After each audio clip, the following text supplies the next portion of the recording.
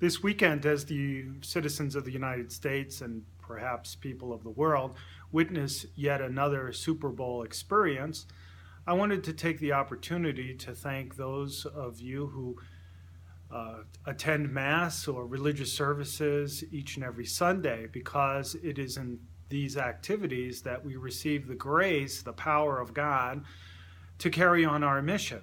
And this weekend, God tells us exactly what our mission is. He uses the image of three powerful examples. One, salt. Second, light. And third, the city on a hill. So let me share with you those images and talk about how God can provide us the energy to carry on those mission of being salt, light, and a city on the hill. First, salt. Salt's very interesting. It has positives and it also has a negative. Salt obviously adds seasoning to our food, but we have to be very careful because if we add too much, then it can be detrimental to our bodies.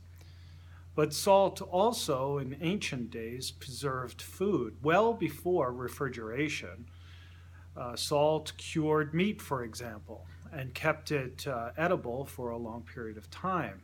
Without it, the food would go rancid and we would get sick. Likewise, salt used as a spiritual image is a powerful thing for us. We are to add flavor to the world by our lives, by what we say and what we do.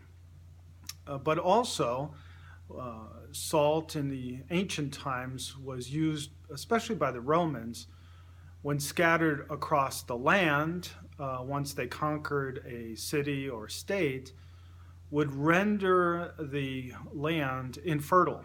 So even if the people could respond, they weren't able to grow crops and nourish themselves because the land was completely destroyed by salt.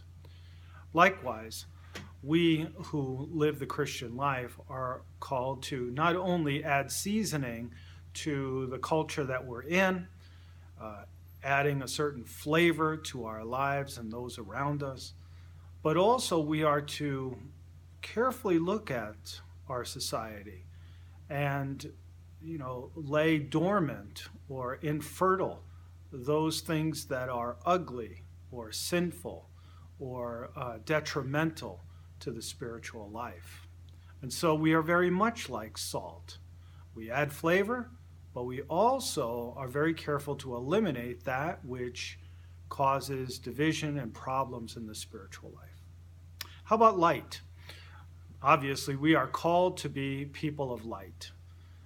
Light is a very interesting thing. It illuminates many different things in our lives so that we can see them, right? Light doesn't exist for its own sake.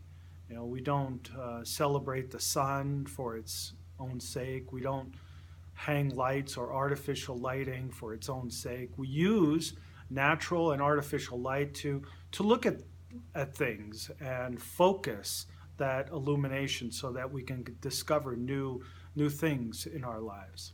Likewise, light as a spiritual concept is very powerful. We are called to be light for this darkened world. We are to illuminate and give hope and through our words and actions of love to empower and encourage those around us. Let me share with you the words from the first reading from the prophet Isaiah.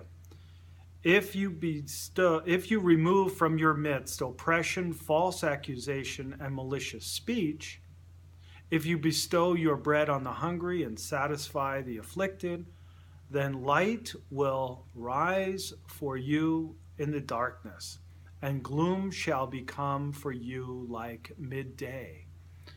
That is what we are called to do, to be light for a gloomy world.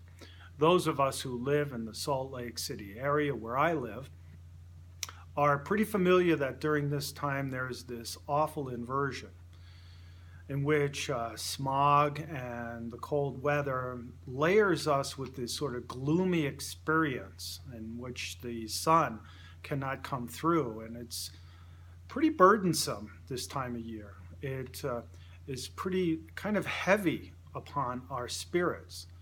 Well, in the last week, some rain has come and a little bit of breeze, and all of that inversion has been washed out, at least for a couple of days. Likewise, we are to be that light. We are to wash out that which is gloomy, dark, oppressive, so that God's grace can shine upon all people. And then finally, how about the city on a hill? This is very interesting. Long before maps or GPS or Google or any kind of application on our phone, we sort of found our way as travelers by pointing to cities on a hill that were illuminated. And of course, travelers found their way traversing the earth in reference to these cities on a hill. Likewise, the Christian life is not to be hidden, but is to be a beacon for people. It is not a privatized, individualistic kind of experience. No, religion is to be shared. In fact, we gain a deeper understanding and a deeper experience of our salvation when we point others toward God.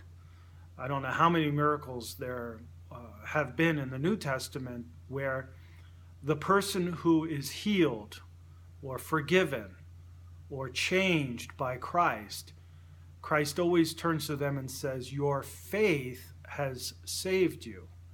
Your faith has allowed other people to see God working in you. And by extension, then they, seeing the good work, give glory to God.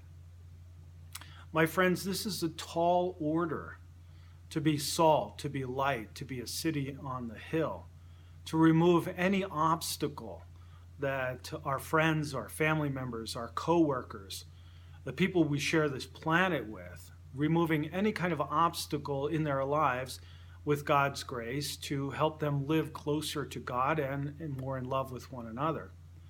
And that's why I turn again to Super Bowl Sunday.